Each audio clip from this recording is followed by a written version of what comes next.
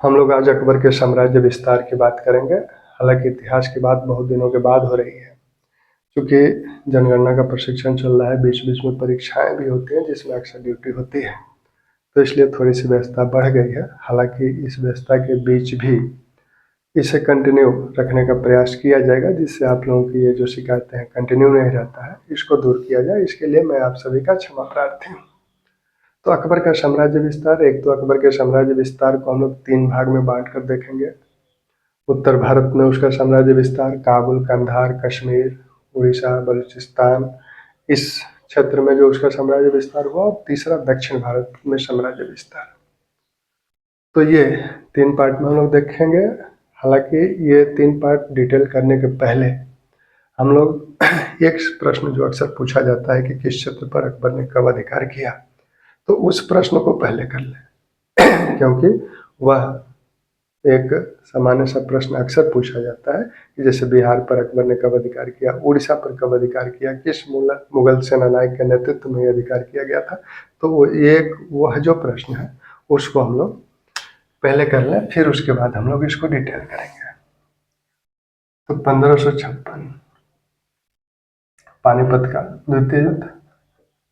पानीपत का द्वितीय युद्ध 1557 में उसने मानकोट पर अधिकार किया। 1558 में उसने अजमेर पर अधिकार किया। 1559 में उसने जौनपुर पर अधिकार किया। 1559 में ग्वालियर पर अधिकार किया। 1560 में जौनपुर पर अधिकार हुआ। 1561 मालवा पर अधिकार किया। 1562 मेड़ता पर अधिकार किया। 1564 और इसी 1561 में ही उसने चुनारगढ़ पर भी अधिकार किया। चुनारगढ़ अफगानों से प्राप्त किया। 1564 गोंडवाना पर अधिकार किया। 1562 में आमेर ने उसकी अधीनता स्वीकार की। आमेर के राजा भारमल या बिहारीमल ने उसकी अधीनता स्वीकार की। 1568 में उसने चित्तौड़ के किला पर अधिकार किया। यहाँ उदय सिंह से उसने चित्तौड़ छीना। 1569 में रणथंभौर पर अधिकार किया। 1569 में ही उसने कालिंजर पर अधिकार किया।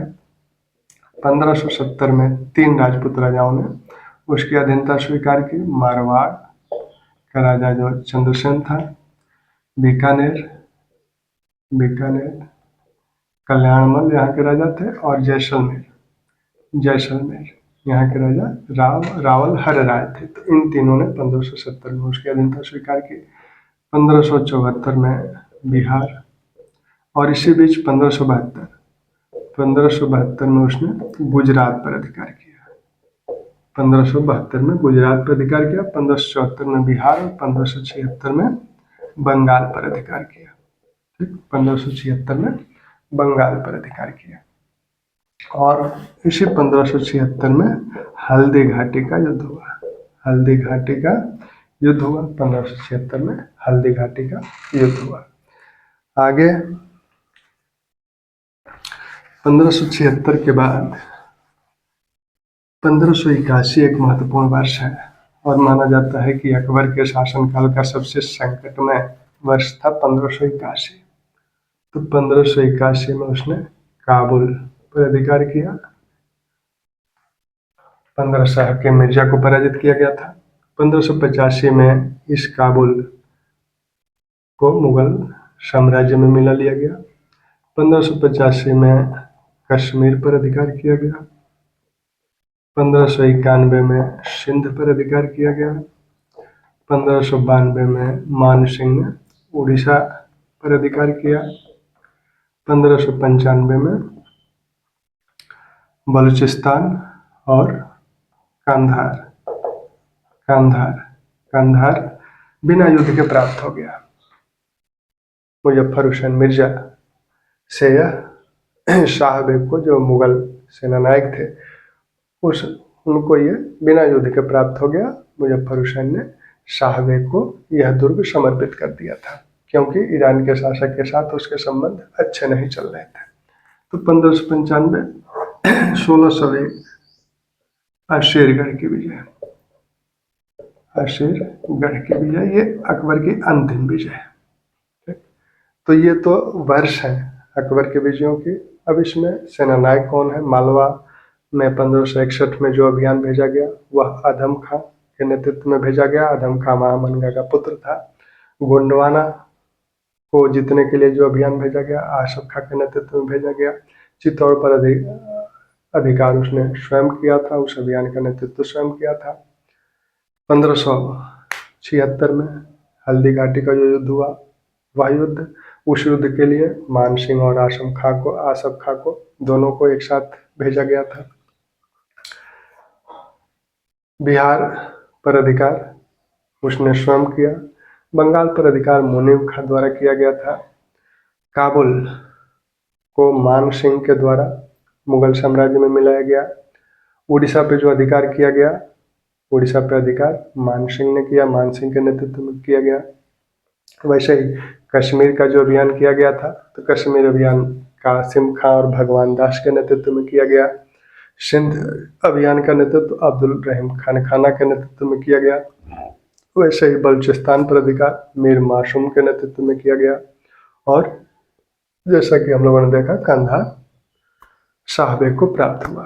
तो ये तो